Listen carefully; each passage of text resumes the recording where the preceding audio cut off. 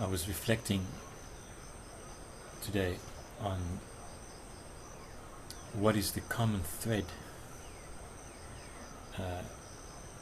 what is in common to everything that's unwholesome. What is the common thread between everything that's unwholesome acts? Mm-hmm. So I've got my own thoughts on that, but what do you think? Well, tell me what you reflected.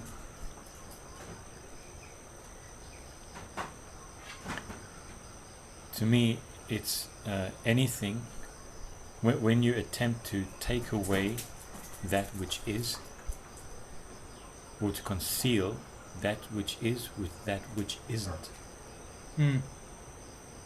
So, certain contradiction then. There's a certain discrepancy. Yeah. That's what's in common to everything unwholesome. Yeah. So if something is unwholesome, means there is it contains a discrepancy in itself, which is what contradiction is. Something that goes against the way things are. There's this, and I try to remove that and replace it with something else. Yeah, but it's not just like go against the way things are, but in itself is against things are. So that contradiction is in unwholesome. It's not between wholesome and unwholesome. Saying unwholesome things are unwholesome because they go against wholesome. No, they are unwholesome because in themselves they have contradiction. Yeah. This, like if I was thinking about the precepts, so you can look at each precept and you can see that same thread running through it. Of take for killing, for example. I'm taking away that which is not mine. Yeah. I have no right. I'm not entitled to your life or to any other being's life, not even to my own life. But to take something which is not mine and take it away, take it as though it were mine, and destroy it. Yeah. That's. Yeah. So it's a contradiction. Yeah. Something that's not yours, you're basically destroying as if it were yours, as if you're in charge, as if you're in control. This is mine and to also, use. Also another thing is life is implicitly valuable for everyone. Even, by the way, people who decide to who don't necessarily have a view that the life is worth living, still they can only do that on the basis of being alive. That's why everybody will fear death except Arahant. It's impossible. You can't be ready for death, even if you want to kill yourself. It will surprise you what death is. Only Arahant is truly unmoved in the face of death, as the Buddha would say. That means that life in itself, being alive, is taken at its face value, and it has that value. So you, as the one who implicitly values life, it's taking life of another. That's another discrepancy of the values, pretty much. While you value life, you're now acting towards destroying life intentionally. Right. As though life were not valuable. Yeah, exactly. As though life is not valuable. So that to me, it's not like a contradiction between wholesome and unwholesome. No, it's within yourself, within your own values, within your own principles. It's actually, that's why unwholesome is universally unwholesome for everyone, because for everyone it contradicts those universal values. So it is valuable, but then you even if you say my life is not valuable, you can only say that on the basis of life which you value. So you're trying to cover it up. You're trying to cover up or conceal that value. No, not explicitly, no. That's implied in it. You might not even completely think about it at all whatsoever. Yeah. You're not trying to cover it up. Yeah. You're just engaging in unwholesome means that's the discrepancy you're accepting. I mean, yeah. So all you have to do is not think about unwholesome. All you need to do is not understand unwholesome. All you need to do is not understand wholesome. You're born into that kind of concealment already. Pretty much, yes. Pretty much. It's not like you're not like born with the fully developed concealments, but as the Buddha said, all the underlying tendencies for those concealments are there present in a newborn. So they will grow, they will develop. that ignorance there is not something that you decided to do before. No. Like you made a choice when Yeah, you were 5 years exactly. old. I will conceal things now. No. The truth of things. This is all mine. It's basically ignorance is part of pretty much the way you attend to things. It's implicit in it. You know, when you attend to something, you automatically have to ignore something else. Right, You cannot exactly. attend to everything. So that's all. That's the principle of avijja, by the way. Right. But By looking this way, you will not be able to look at the other way at the same time. So which is the most common way that people choose to look? Well, it's the way of least resistance. It's the way of sensuality, it's the way of ill will, it's the way of passion, desire, satisfaction. So it's the way basically of the grain, with the flow. Yeah. So automatically, simply attending to that way means you're not attending to the other way. You cannot attend to the both at the same time. You have to learn. You have to find a good reason to start looking upstream and then start swimming upstream, while everything is trying to pull you downstream.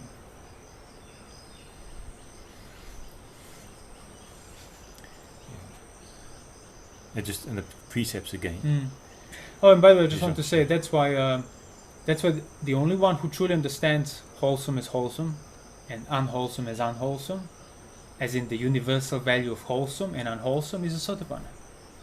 So you don't know what's truly skillful and what's truly unskillful unless you have the right view. Or that whole picture. Well, that's what the right view is. Context. Understanding the universal value of wholesome and unwholesome, and then you know. You will know the root of wholesome and the root of unwholesome. And when they ask the Buddha, so what is sotapanna? He said, well, sotapanna is the one who knows skillful as skillful, or kusala as kusala, wholesome as wholesome, and he knows unwholesome as unwholesome, akusala as akusala. So, again, can you say that then that which is unwholesome is that which goes against the way things are? Yes, but I don't like using the way things are, because that has been overused and quite mystified already. Goes against the truth. It goes against the universal principles. Yeah. What are the universal principles? That's what the Dhamma is. The Dhamma is the universal law, as the Buddha would say. Goes against the nature of... Goes against the Dhamma. Yeah. So that's... So you need to understand the Dhamma, principles, like be a sotapanna, to know what those universal principles are. Right. Which means you can't have an idea of what the natural and nature's law is, and then infer from there what is wholesome. That can only be on the level of that kind of abstract view. They can correspond to the practical application to some extent. Some people can kind of have an accurate representation, but you haven't truly understood the nature of wholesome as wholesome. Like, why is wholesome wholesome? Do you see it for yourself? Why is unwholesome unwholesome? Do you see that for yourself? So if we just go to that precept of, I think it's not stealing. Not taking something which is not given to you. Again, that's the whole... Yeah. You're taking away something which isn't And yours. you can also see, that's why you cannot accidentally break the precepts. The perception is the fundamental factor. If you perceive something as truly yours, and you take it because you perceive it as yours, you're mistaken it for something else that looks the same that was yours, there's no stealing involved there. Yeah. Stealing requires your intentional effort to override, which is what the discrepancy is. So intentional effort to override the value of life, which is implicit even if you don't think about it. Intentional effort to override the value of ownership, which is implicit, but you choose to ignore it. Intentional effort to go and, I don't know, if it's the 5 precepts to seduce other people's partners or cheat, steal, again, all of the discrepancies that you then intentionally choose to ignore and double down in your action towards it. That's why these things are unwholesome.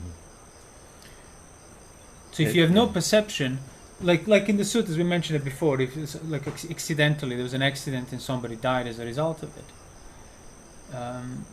it wasn't an offense of killing. Like when there's that story in the Vinaya of the 2 monks who got in an argument, and then only one of them had a water filter, and he didn't want to give it to the other one because they were like, I'm not giving it because it's mine. He offended him or something, and then the other monk died of thirst because he didn't want to drink it to break the rule, so he died of thirst. Passed out and couldn't recover, and then died. And the first monk wasn't parajika, it wasn't an offense of killing another monk. Right. Because it would have said, oh, okay, well, next time you should not withhold anything out of ill will. So it was an offense of a completely different kind, not on the level of, oh, he's not a monk anymore because he killed another monk. No, you need to intend. So if that other monk said, I will not give you the water, with the intention of so he'll die of thirst, yeah, then of course. But he had no such intention. So that's why intention is the action.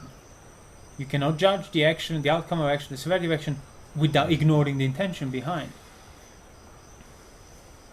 Or the one we mentioned it in previous talk, the monk who accidentally sat on that bed like with pillows, and there was a baby underneath and killed it, broke its neck or something. And they said, okay, well, next time if you sit down without checking where you're sitting, it's an offense of wrongdoing. Although that wrongdoing resulted in death of a baby, but it wasn't intentional. So intention is that factor. If you choose to act with the intention of ill will, desire, carelessness, means you're accepting that contradiction, that value, contradicting value. You're choosing to go down that way because it's too unpleasant to resist it, pretty much. So just let's step back. That precept of refraining from sexual misconduct or having sexual relations with people you shouldn't, another's wife or protected, underage, all these things. Just taking again, misappropriating things which are so you perceive it genuinely as not yours, as shouldn't be engaged with, and then you choose to give priority to your desire and ignore the factual basis of your perception. You give priority to your desires, not the others. So mine is first. Mine is more important. Mine is more valuable. That's why even passion, even if it's passion within the precepts, even if it's sort of annoyance and ill will, but you don't break the precepts, that's where this contradiction is already rooted. Like when it comes to precepts, it's just a further manifestation of you acting out of that contradiction. But passion in itself, desire in itself, ill will in itself, delusion or dullness in itself, that's already that contradiction. That's why these things are unwholesome, and these things always result in unwholesome. So if you take the precept, so why is passion contradiction? Why is a desire a contradiction? Individually, from your own point of view, desire towards anything. Why is that desire existential contradiction or contradiction on the existential level? What is the discrepancy there? Well, you want something. Okay. That you cannot have. But you can have things. But it's not yours. But that doesn't mean you can't have it. You just took it. So that's not necessarily a contradiction. On a more fundamental level, why is it a contradictory to have a desire, even if you don't go and take it, even if you don't break the precepts? Why is it contradictory to have a desire, to cultivate desire, to welcome desire, to delight in a desire?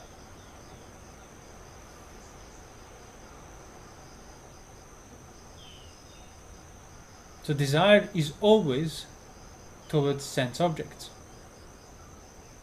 You cannot have a desire that's not towards sense objects. Sight, sound, smell, taste, touches, thoughts. It always has, it's inconceivable. Because whatever you desire, it's going to be one of these 6 things. Sight, sound, smell, taste, touch, thoughts. Can you have any of these 6 things without the senses being there? Without the mind being there? Can you have sights without the eye? No. Sounds without ears? Impossible. So what is the nature of the eye, ear, nose, body, tongue, mind? What is the nature of it? It's not mine. Yeah. So how can you then cultivate a desire towards that which you can only get on account of things that are not yours? The only way you can cultivate desire towards those things is to take these things to be yours to begin with.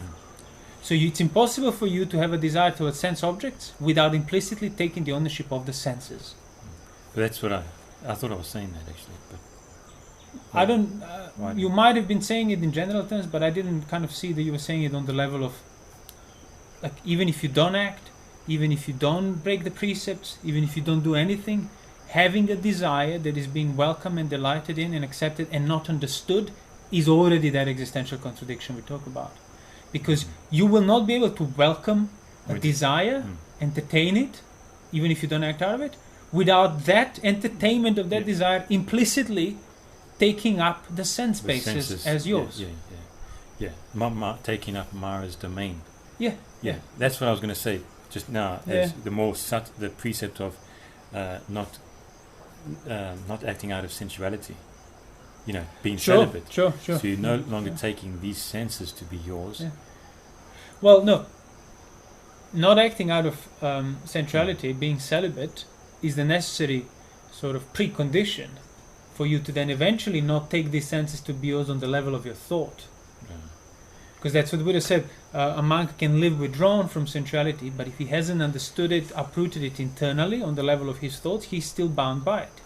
And then gave the simile like you can step outside of the water and get the sticks and get the sticks to light the fire, but because they're still wet because of their water, you won't light the fire. So you need to wait for them to dry up and not keep going back to the water.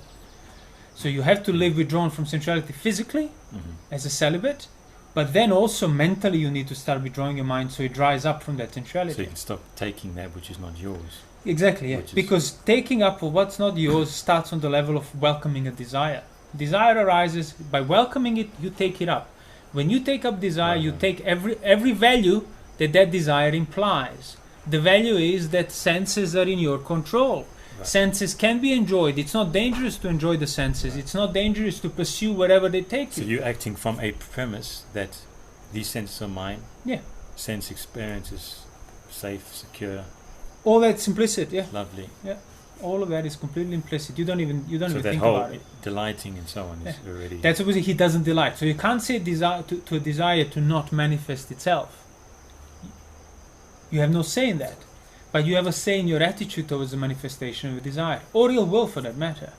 Am I welcoming? Am I relishing this? Am I kind of rejoicing in the prospect of desire and then fulfilling that desire? Even if then I practice sense restraint, am I still entertaining phenomenon of desire in my experience when desire manifests? And if you do, that's why you're still contradicting yourself on the existential basis, because you cannot possibly entertain, as I said, the value of desire without implicitly taking up the ownership of the sense basis. So if you stop valuing the sense objects, stop entertaining desire towards them, you get to uproot taking up the sense basis as yours, the sense organs as yours.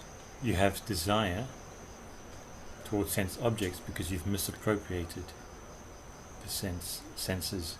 Yeah, it's like a vicious circle. Yeah. So because you appropriate the senses, as in you don't question your ownership of them, of your eye, nose, ear, the body, that's how you cultivate desire towards the sense objects. Right. Because you cultivate desire towards sense objects, that's how you appropriate the sense organs. So one feeds the other. So first you need to start restraining your behavior on account of the desire towards sense objects, as in you need to start keeping the precepts. And then once you're established in that, once that becomes your norm of behavior, then you can get to see that on the mental level, you should now stop delighting in it, welcoming it, sort of flirting it in your mind and accepting it. Even if you know you're not going to act physically, now you make the further effort and don't welcome it with the mind, don't engage in it. And then eventually, you will dry out of that wetness of that desire, so to speak.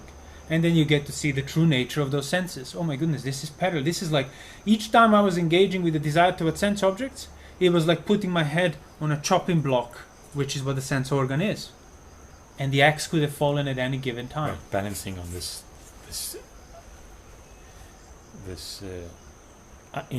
unsecure thing. Well, yeah, you basically, because of your desire towards sense organs, the tree, you go into a trap. Yeah.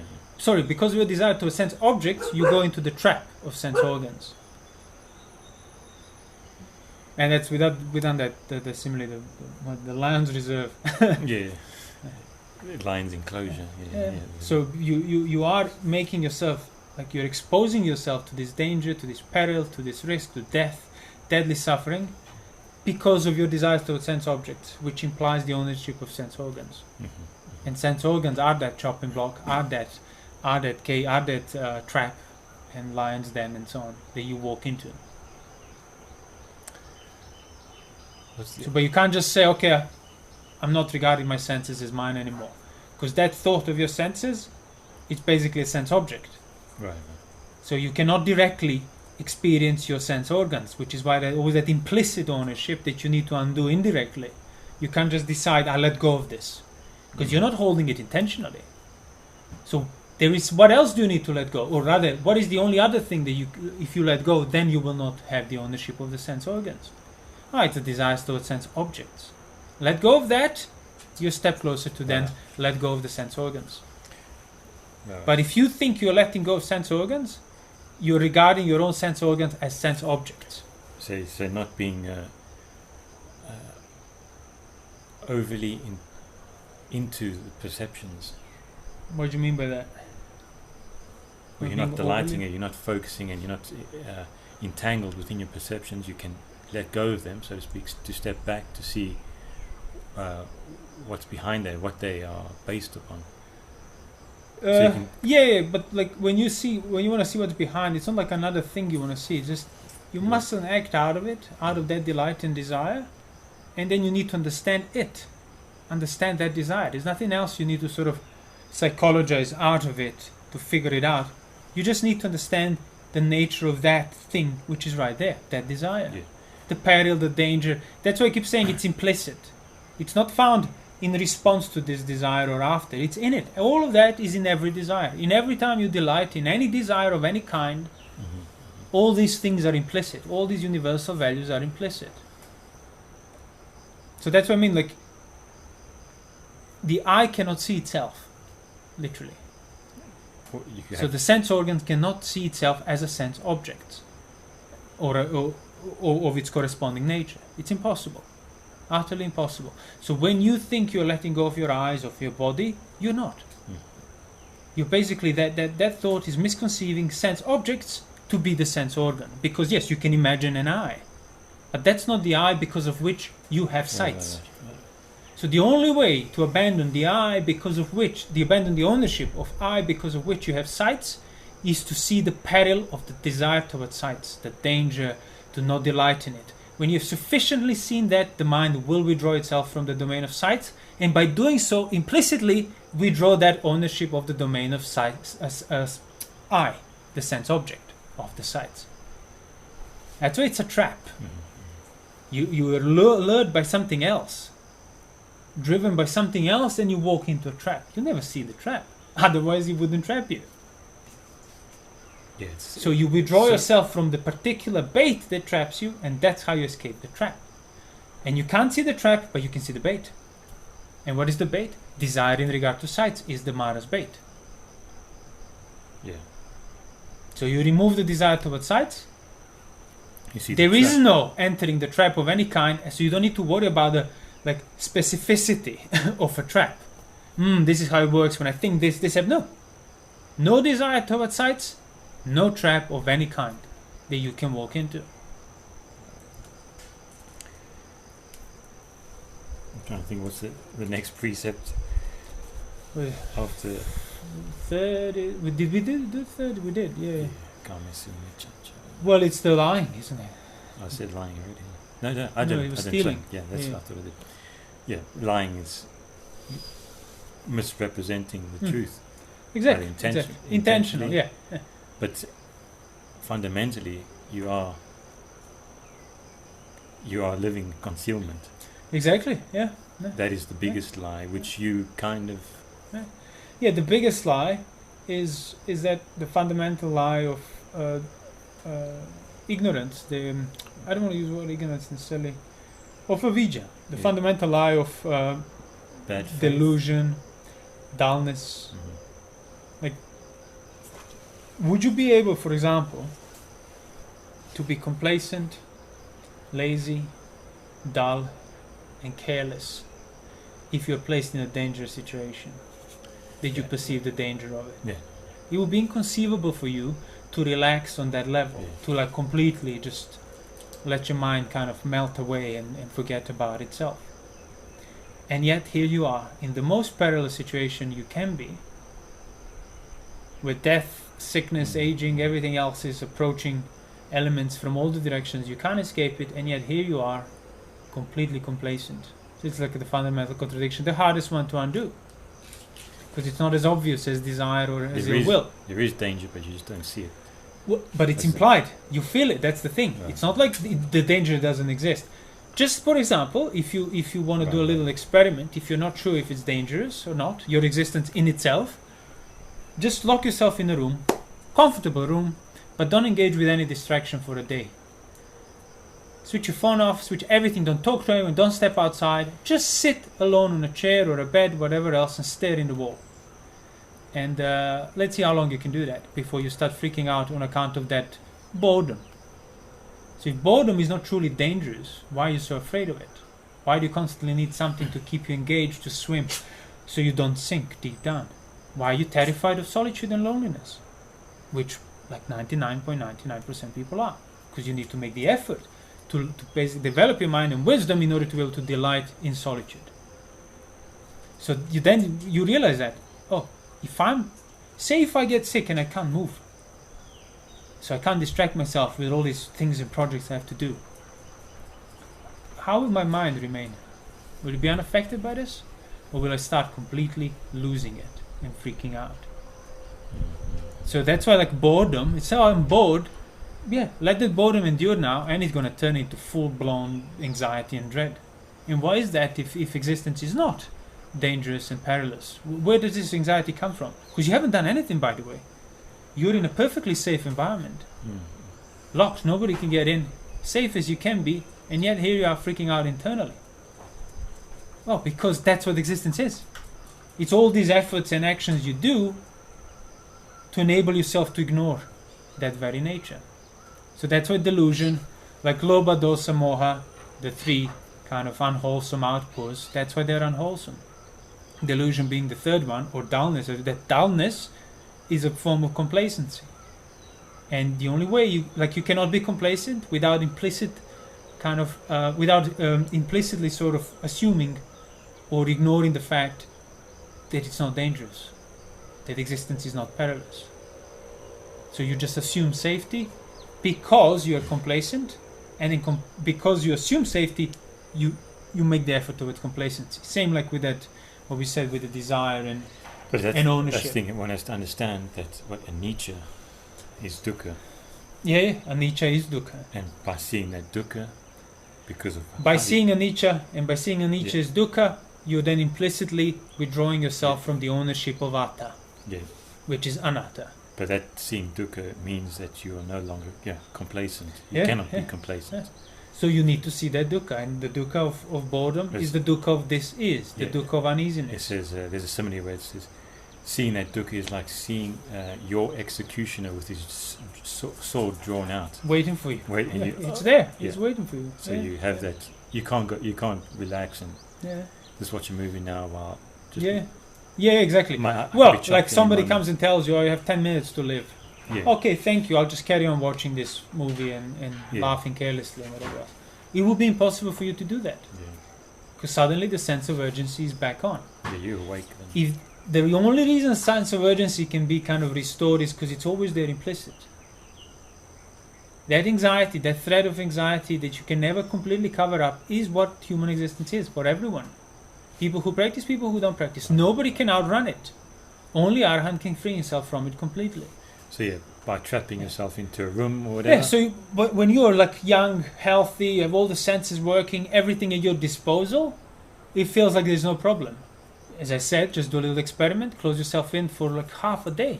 And see what's going to start happening to your own mind when there are no distractions available. And if your mind was problem-free beforehand, this would not cause any issues. Yet it does. Solitude starts because you're revealing what's actually there, isn't it? You're taking away. Well, you're revealing what's your main motivator for all this engagement with life, is to cover up the fact that it's perilous and underlying anxiety that sort of means you're not in control. So that, as you said before, that the whole practice is about unconcealing things, or in the sutras it says undoing, moving us and concealing that which is covered. Like there's a will say, like a skilled butcher gets the first, the skin off, the meat, the tendons, sinews, everything uncovering. Not like analyzing on an abstract level, which is sometimes how people take it. No. Right. Means uncovering all the layers of a cover-up until you get to the core. Right. Just fifth precepts on Intoxicants. Intoxicant. Yeah, that's exactly it. Can you possibly engage with intoxicating substances without implicitly endorsing complacency and dullness of your mind? Inconceivable. Just have fun. Yeah. Inconceivable. Oh, it's just like, I don't necessarily get drunk. Doesn't matter. Yeah. Engaging with that substance to some extent is increasing dullness of your mind. It's impossible. Or the heedlessness. Yeah. Unless there is no alcohol in the substance, which always results in increasing, dullness means heedlessness. Dullness means loss of context, loss of perspective. Even if it's for a grain a bit, like not as much as you're completely drunk, it's still the direction of losing context and perspective, even if it's half a step. It's still that same thing. So as the Buddha said, same, a pound of excrement is equally disgusting as a little grain of it. Smells horrible, looks horrible, and tastes horrible. So the fact that you engage little bit, maybe, I only take a glass of wine, I don't get drunk, doesn't matter. I only take a scoop of excrement. It's still the result of dullness, even if it's minuscule.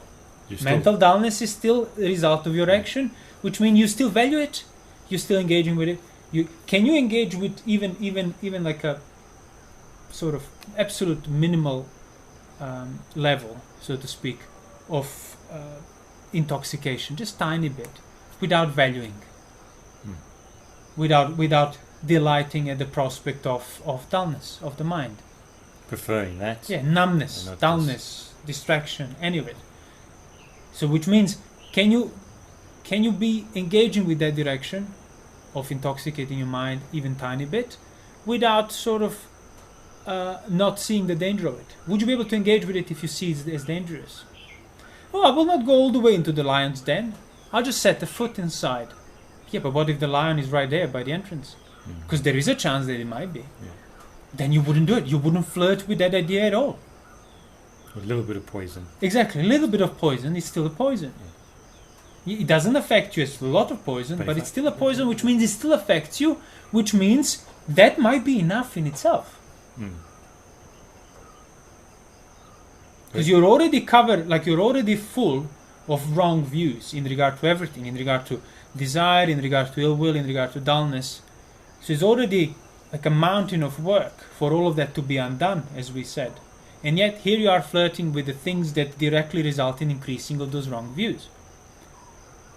So yes, literally, a glass of wine might be enough for you to fully cement you in your wrong views that sensuality is not bad, or not see it as dangerous enough. And because of that, you will not get the right view and you will remain bound to samsara for eons to come. Is the glass of wine really worth that risk? Do you really know that that risk is not implied? Not the slightest clue. You just wishful thinking and believe in it. Because yes, you perceive that it's not as bad as 2 liters of wine, but it doesn't mean that it's not bad. It's based on the same thing. It's the same thing. There's a whole taking intoxicants. So fifth precept, but then and that's what there was that case of a man with the right view in the sutta who was drinking, who wasn't practicing. He got the right view, then stopped practicing because he was happy with the right view, and then got careless in his precepts. But then when he was basically dying, he undertook the training again and pretty much stopped drinking, even if it's like for a day. It doesn't matter. He had the basis of right view. So the Buddha said, well, for him it was different because why? Doesn't matter, even if he was absolutely pissing drunk every single day of his life. Having developed the right view beforehand, he cannot develop the wrong views now. He's certainly not pursuing the direction of the right view that results in arahantship, but he cannot undo the right view. Right. So the amount of drinking, the amount of engaging in breaking the precepts cannot proliferate his wrong views, which is exactly what happens to somebody without the right view. And it's also exactly why it's very unlikely that somebody with the right view would break those precepts like that. I mean, there is always exception to every rule, and that's why 2,500 years later we are still talking about that man That's why he made it into the suttas. He stood out. Right. Most of them would not do that. So for whatever reasons, he had his reasons. 1 in a million has done that. But now you use that one example, pretty much anecdotal evidence, to say that you, without the right view, is fine to drink because Sotapanna can drink.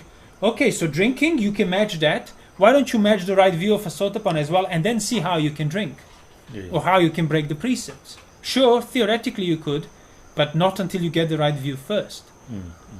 So I'm just explaining like how it did not affect him. I mean, it affected him obviously because he could have become an arahant in this life, but it did not affect him in the same sense if somebody without a right view, even just not seeing the danger in the tiny little step towards intoxication and dullness, might be more than enough for fully solidifying wrong views that you should have been undoing, which means you will not get the right view as a result of you lacking development in the domain of precepts.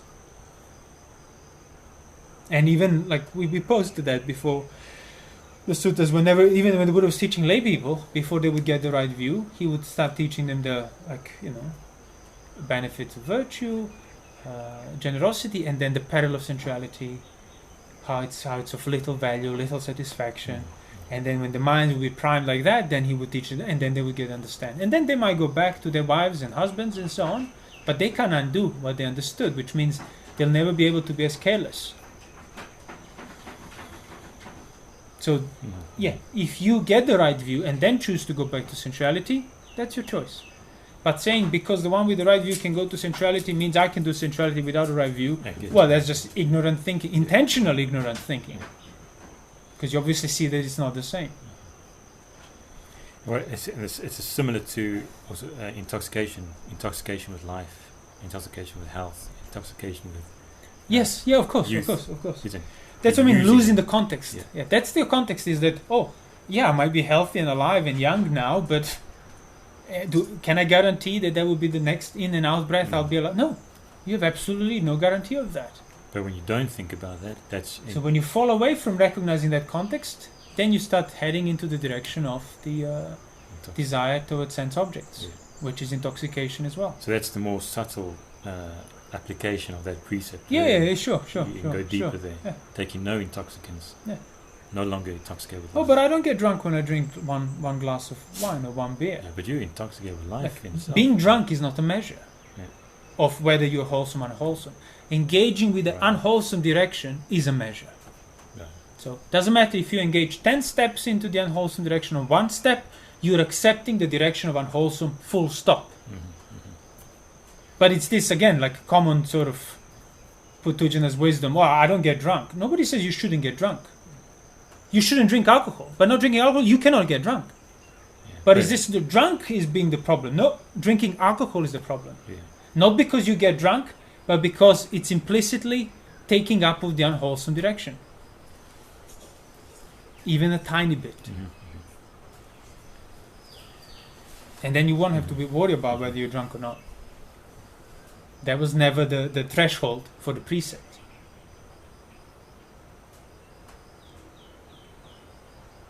There was never the threshold. Yeah, the precept doesn't say don't get drunk. It says don't consume intoxicants. Right. They then result in drunkenness and so on. But I don't get drunk. No, it doesn't matter. Have you consumed intoxicants? Yes.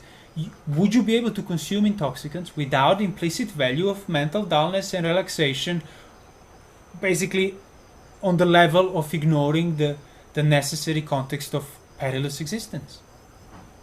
Hey, you're going to die in 5 minutes, but let's have a glass of wine. Let's forget about it. Let's get drunk. Help you deal with it. No. Is there anything I can do? Like I might have a chance to save myself. Yeah, you have a chance to save yourself, but forget about it. Let's drink. Let's enjoy ourselves. Which one would you choose, even as the one who values alcohol and party and everything else? You would choose to do something about it when you recognize that you could. So the only reason now you will be accepting the direction of distraction, intoxication, relaxation on the level of mental dullness would be because you're completely unaware of the danger. And you will not become aware of the danger on account of choosing the direction of unwholesome.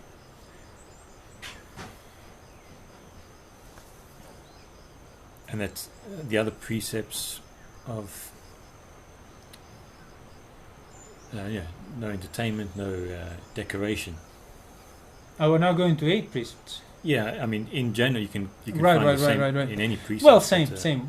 Can you engage with entertainment, beautification, and adornment without implying the ownership of that which you're entertaining, adoring, and beautifying? Without implying the value of this thing is beautiful and worth embellishment. Exactly.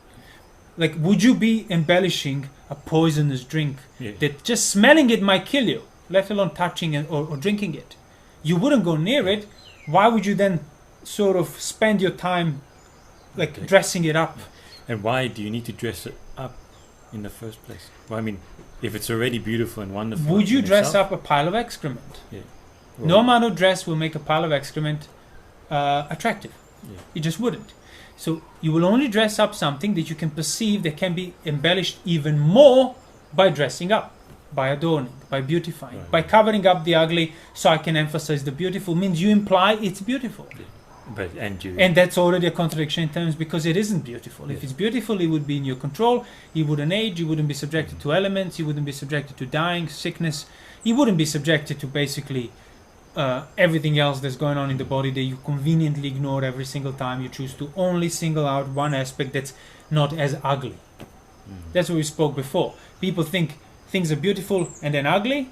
Then they can say, oh, this is beautiful and less beautiful. But actually, if you practice correctly, sense restraint, and develop wisdom, it's going to be ugly and even more ugly. There's nothing beautiful anymore. Because there is no beauty in danger and peril, in deadly suffering and trap. Even if it's a perfectly engineered, beautifully dressed trap. Yeah. It's still a perilous trap and you are a subject of it. So you will be scared. You will not be beautifying it. You will be highlighting its danger, its ugliness. So the only way you would engage in any form of even that tiny bit of beautification is by not seeing the danger and the ugliness of it, by ignoring it, by choosing to not attend to it. So again, it's a cover-up. It's a cover-up again. Complete cover. Another discrepancy. Yeah. And so in terms of karma action, or and the result of action. Mm-hmm. So this is the result of action. The result of your actions is reality reasserting itself. Which reality? What are you talking about? What So do you mean reality? By reality? I What do you mean the refer? nature of things. Pushing back to, in terms of that concealment that you are engaged with. Right, right. Well, that's on nature things. Basically, what reasserts itself is already that attitude of ignoring and covering up. That's the proliferation. So the more you engage, the more of the unwholesome karma you do, the result, the direct result here and now will be reinforcing of the underlying ignoring of those values, which is what your value is. Yeah. It's basically underlying wrong views, underlying lack of context of danger, peril, and so on. But That's what you're reinforcing, that's what grows. It reinforces because it's going against that which is. Yeah, but that doesn't mean that So- that which is, it's brought up more, it's simply covered up even more. Well, exactly. But That's why karma keeps you bound to the trap. yeah, not that the truth will reveal itself by the more you try to conceal it. Mm-hmm. It's the more that you try and conceal it, the more you will try to conceal it because Yeah, the more bound to concealment of the truth you become, the more dependent on it. it sort of emphasizes What?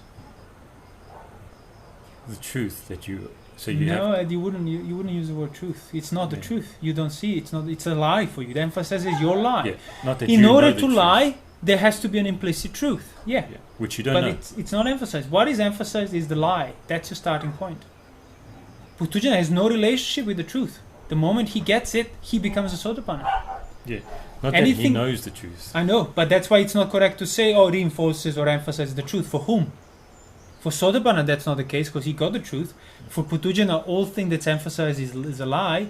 So the statement is abstractly true, what you say, but practically unapplicable. Which is why that's why I'm saying it's not correct. I know what you're describing in theory, And yes, but that theory, if it's not applicable to either type of individual, it's not a right theory. But yes, in order to maintain a lie, you kind of carry the truth with you. But that doesn't mean you're a step closer to understanding it. No. So if I do something good, there is a result that emphasizes that which I've just done. Yeah.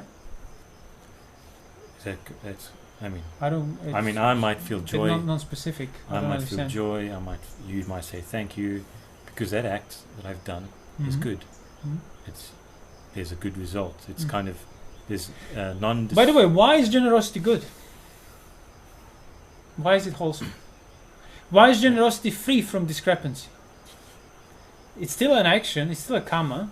Yeah. But in itself, why is generosity good? There's no concealment there. There's no cover up. There's no taking away, which is not. No, I'm still very conceited and arrogant, and I gave it to you for selfish reasons. But the act of giving is still good. My reasons were really selfish. I don't even like you. But yet, that act of giving is still good. Well, because that's the degree of this. Nothing's been concealed there. Even Where? If you, in that whole act. I'm doing it for myself, yes. I'm doing it for you, yes. I'm not pretending that. Well, no, doing things for yourself is concealment through your own conceit, which already misperceives. Yeah, I mean. No. I'm just talking about the action of giving. Like, the action of taking from you is bad in itself. The action of giving is good in itself. Why is action of giving good in itself? Well, yeah, I mean, before you're saying that because it emulates that right order of things. That's what you're saying. Right. Well, yeah, pretty much. Now I would say differently in a sense that, like, giving or taking away, as we described in the relation to taking things away, fundamentally, you are in no position to exercise any ownership, even on account of your own sense organs, let alone everything else you can experience through it. So giving up means relinquishing of ownership. However symbolic, by the way, you don't even need to think about it. Giving something, it mirrors the non-ownership. That's why it's good. Mirrors the impossibility to own. Right.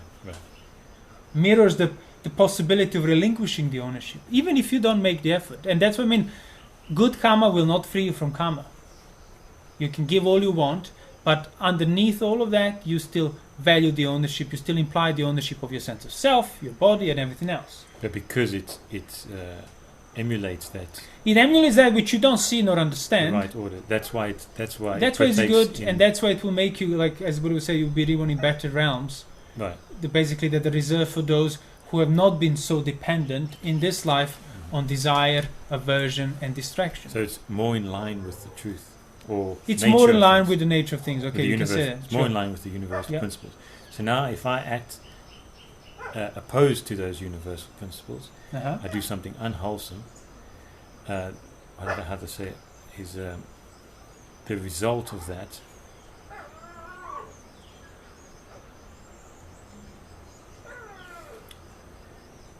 The result of that? Yeah, how does the result? Well, of the that result of that emphasizes that something is not right.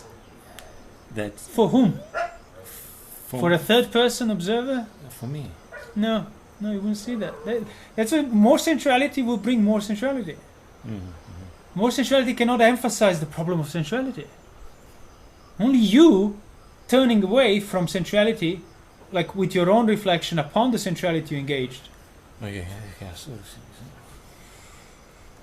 what I mean. You're thinking about it accurately, but abstractly. So if I'm looking at it, another person, I'm looking at you acting badly. Yeah. And then I see you get bad results, and then I can say I know why you're getting bad results, because you're not living in accordance with the Dhamma. You're going against the nature of things. That's why. Yeah, but that means you understand the law of karma and how I got the bad results on account of this, or. But can't you understand the law of karma on that basic sense? No, you can understand the wholesome is wholesome, unwholesome is unwholesome. So you can know whatever goes through the gateway of contradicting that. I maintaining that existential contradiction will be unwholesome. Whatever goes through the gateway of and will result in unwholesome. yeah, of course, sure. Yeah, but to what extent, you don't know that. No, yeah, I'm not saying You don't know that's that. exactly. Yeah, desire, aversion, and distraction will always result in unwholesome. They cannot, as the Buddha said, wholesome action cannot result in cannot have unwholesome results. Unwholesome action cannot have wholesome results. Yeah. Impossible. So what are you trying to say still?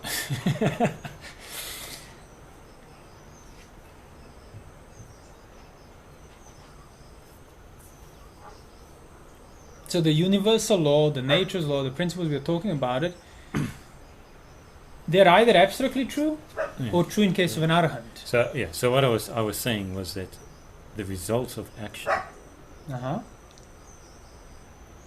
is the universal principle asserting itself. That's how I started. Yeah. Reasserting its the right order.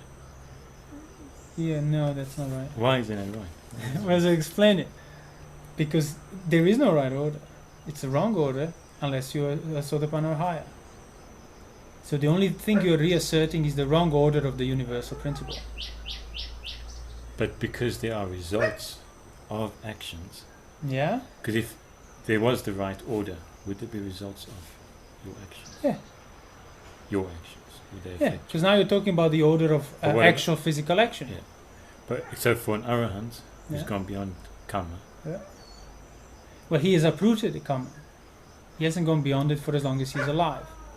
In other words, things that he is to experience on the level of body and elements, he will still experience in this life. But there will be any future lives for him to experience that.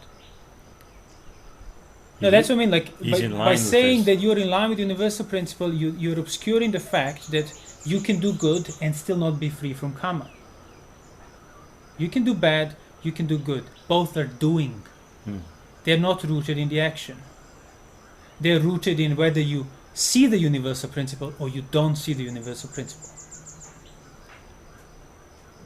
So Sotapanna and higher sees the universal principle, which is why he has a limited amount of rebirth and eventually he's completely in Parinibbana. Not seeing the universal principle means you're still going to be equally reborn, just in better places, maybe if you were doing good. So acting out of non-seeing of universal principle reasserts the not seeing of universal principle. So you need to stop acting out of not seeing the universal principle, as in you need to stop doing unwholesome things, you need to start being virtuous and keeping the precepts, and then you might get to see the universal principle, because at least you're not contradicting it anymore on all layers of action. But it's not a guarantee you'll still see it. You can be virtuous for the rest of your life and still remain a putujana. So the only thing that matters, but if you whether universal principle makes a difference or not, is whether it's seen or not whether you act with it accordingly or not. Yeah. You can act with it accordingly and still not understand so, it. I mean, yeah. Well, that's what I'm saying. That's why it's wrong what you said. Not seeing the... Seeing or not seeing the universal principle is what matters. Yeah, but... So the only time a universal principle will be reasserted is for the one who saw that which can be now reasserted. Oh yeah, okay. But so you don't see the universal principle, doesn't mean that it's not there. No, it's a possibility of seeing it is there. But the universal principle is a universal principle. You just don't see it. Otherwise, it wouldn't be a universal principle. Even if you don't see it, doesn't mean that it's not the case. So I don't. What universal principle? There is no universal principle because I don't see it. And that's why you're basically perverting it. That's why you're bound by it wrongly. Yeah, but that's why then I would be affected by actions. Yeah, that's correct. But that's not correct to say that that's why you would be reaffirming the universal principle.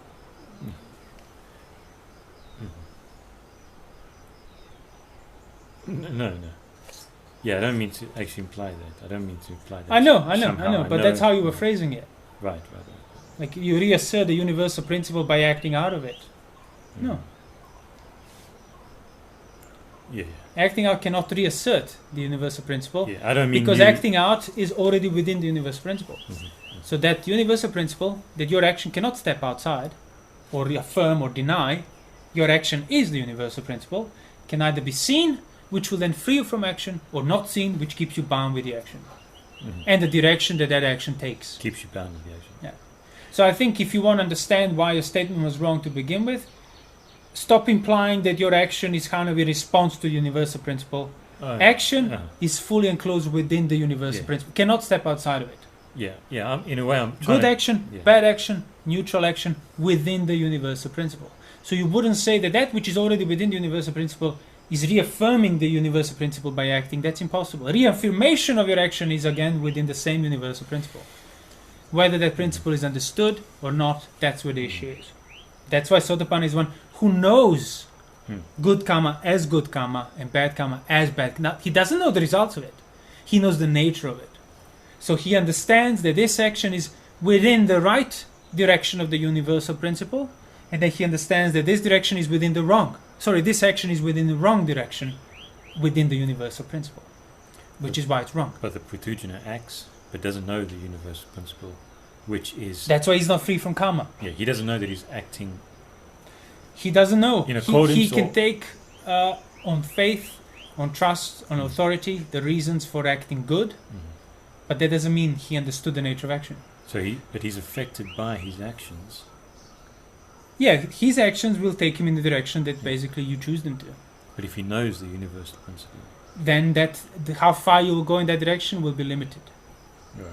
He won't be affected or not affected. At most in this life, if he's an arahant, and then he will not be affected. Like Angulimala.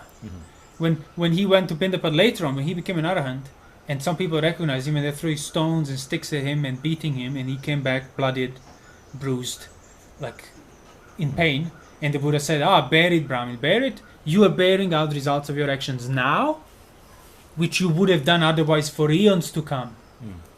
But this is it. This is all you're going to have left over from the horrible things you've done is these few stones. So those are the results of his previous actions. Although he's an arahant, you realize these results are on the level of elements, other people, everything else basically that can befall this body, these five aggregates. But he has a limit because he's out by being an arahant. Like when this breaks apart, these aggregates, there will be not new ones being taken up. So then the amount of that direction that can be suffered, endured, or enjoyed on account of your good previous actions is sort of capped off, finished. For Sotapanna, as we say, 7 lifetimes, Anagami once returned. That's why it was a measure of your progress in it, how far you can sort of carry on as a result of previous actions, but that's it. Because for the Sotapanna, for whatever he does, it will be within that span. So at most, so or even less. So whatever he does, let me try again with that same thing. Whatever he does reasserts the universal principle. In a way, reminds him of that universal principle. Yeah, because he has understood it. So whatever. So you can't say the only. That's what I mean. Like if you speak in a third person sense, you can say universal principle is there. That's what Buddha said. Element of nibbana is present. Everybody can theoretically develop nibbana, but it doesn't mean that the one, like from the point of view of a person, if you're not seeing it, you're not having it. Yeah. But a Sotapanna who has... Sotapanna seeing it, he has it, and then yes, everything would be reaffirming. Even if he does unwholesome, he will be reminded of the wholesome underlying framework. That's why he can't go that far. That's why he can't go that far in unwholesome. Yeah. He can't go that far in all the actions you can do on account of breaking the precepts, and that's why he can't go that far on account of the rebirths that will wait for you on account of those bad actions. He can't go that far in wholesome. Yeah, so like we can say the statement you said, everything you do reaffirms or reasserts the universal principle is true for Sotapanna or higher. Right. Not for the one below. Right. Because if you allow Pratujana to partake in that statement, that would equal, like when people read, the element of Nibbana is present in everyone's experience, and then people assume, we are already in Nibbana, as you have the Mahayana schools saying the Buddha nature and Nibbana is always there. You don't need to do anything. It's like greed, aversion, delusion are symptom of non-Buddha nature and non-Nibbana. Freedom from greed, aversion, delusion means yes, you can get your Buddha nature and your Nibbana, but you can't have it both. So which one is it? But if people develop a view that this abstract possibility of Nibbana is what Nibbana is, they will not get free from the symptoms that prevent them to get Nibbana here and now. And even the Buddha talked about it. Like when a man not free from greed, aversion, delusion says, oh, I perceive Nibbana, I am in Nibbana, I'm attaining Nibbana. He says, yeah, sometimes if he made the effort, he'll be factually stating that which Nibbana is. But he wouldn't be attaining it because he's not free from his own conceit and self-view. I am. So that's not the Nibbana. So that's not the universal principle because you're not seeing it. It's just abstractly not applicable to your experience that contradicts it through greed, aversion, and dullness and distraction. So theoretically, you are within the universal principle, either, but you're going against it. Yeah. By not being free from greed, aversion, delusion means your values are against the universal principle. So the more you act out of the values that are against it, the more you're reinforcing the againstness of values, not that which you're against. Right. So just to end or recap, I was saying what is common to everything that's unwholesome is that that view of, or that act of misappropriating things, taking that which is not yours, concealing that which is. Yeah, and what's in common, by the way, to misappropriating, concealing, taking up, the attitude? What's the common thread? Mula Pariyaya 1. Misconceiving. Conceiving. Conceiving. That's it. That's the root of all things. All things are rooted in conceiving. Mula Pariyaya Sutta. Yeah. See, the fact that you're conceiving already means misconceiving. Already means putting yourself first, that second, taking implying the ownership, lack of all of that comes from simple conceiving. I am in this, I am from this is for me, and so on. This is for me, therefore I am. Yeah, all that. And so I was trying to come up with a term for that, like a patujana in that sense. It's one who conceives is a thief. Or is sure. Could you call? However, like that wouldn't be. It's kind of more like a. It would be an impassionate statement. He's a thief, but it's not accurate because in order to be a thief, you need to perceive the lack of ownership. Patujana doesn't perceive that, so he's a victim of his own ignorance. That results in him acting like a thief and so on. That's why that's not that conceiving and ignoring these things. It's not on the level lying to yourself. Because in order to lie to yourself, you know the truth. You're just trying to cover it up. You don't know the truth. You're just ignoring and choosing to always emphasize a certain direction of least resistance, of pleasure, avoidance of pain, all the values that a mind of Putujana would be acting out of. Sensuality, ill will, and delusion. But you can now equally choose to not act to, which will then start to reveal that which you have been ignoring. That's what I mean. Your attention is already implying ignorance. But you don't want to ignore the context, you want to ignore sensuality. By all means, by the way, engage in avidya towards sensuality, towards ill will, and towards delusion and distraction. Break the precepts. Kill avidya, kill the passion, kill the ill will, kill the distraction. Right. Get rid of it. Do away with it. Right. And that's what Buddha said. Yeah, no, there are things you should kill. Right. There are, so you just keep choosing to ignore other things because you keep choosing to follow pleasure and avoid pain at face value. But if you start making the effort on account of Buddha's instruction, no, don't attend to this, don't attend to that. Ignore possibility of sensuality. Right. That's all you need to do, by the way. In the same sense you ignore everything else when you choose to go down the path of sensuality, just ignore sensuality and go everywhere else. When there is a sensual desire, ignore it. Don't welcome it, don't entertain it, don't engage with it, don't feed it. Just ignore it. Let it die away. Reassert the universal principle. Yeah. So Even by ignoring the face- desire, now you are automatically have to look the other way. The way you've been ignoring. By giving into the desire. That's why attention is not, as Buddha said, is not a single thing in the world. They will bring sensuality to increase and non-sensuality to decrease as improper attention, as wrong intention. And there is not a single thing in the world that will bring sensuality to decrease and non-sensuality to increase as proper attention. So when there is a prospect of sensual desire present itself, you can take it at a face value and start attending to its beautiful aspects. They will be entertaining you even more. Improper. Automatically, implicitly, you're ignoring the context of peril of it, danger, lack of satisfaction, poison, basically the threat, the trap, everything in it. Non-beautiful, yeah.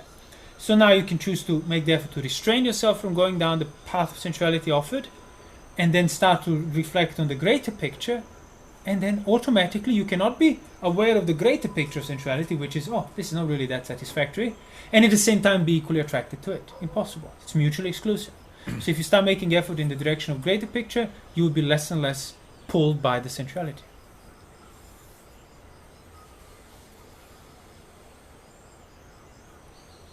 So your attention determines the direction where your mind will be proliferating to. Going. So the more you attend to sensuality, the more you're leaning towards it, the more you will attend to it, the more you lean towards it.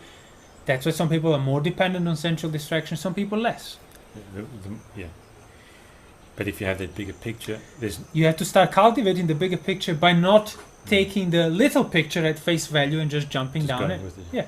So sense restraint needs to come first, virtue needs to come first, and then you get to, oh, there is a bigger picture. Right. But if now I start making even more effort on account of the bigger picture towards the bigger picture and attend that at the expense of attending to the particular picture within it, you'll start withdrawing from sensuality. Right. No matter how far you proliferate it, no matter how far you proliferate it, the way is always Kinda. up. You can go out of it. Right. Doesn't matter how far your preferences went before. Because that thing can, it's dispassion towards that when you see this. Yeah, it's a dispassion towards whole domain. Yeah. Exactly. So as you said like that tree, a dead tree. Right, like a palm stump. Palm stump cut off at the root. You kill the roots. All these branches they proliferated in the past while you were feeding it. They stayed, but now it's gone. Like the life of it is gone. So that's the whole point. You don't need to be now cutting the branches down. They're dead. They're not going to grow. They cannot induce more sensuality. It's all finished. That's why an arahant would still remember things he used to enjoy. Yeah. Oh, I used to like this. I used to not like that. I used to have wives do like whatever, entertain me with the music at night and so on. Now I have no desire towards that anymore. But I still remember what I used to enjoy while I was ignorant.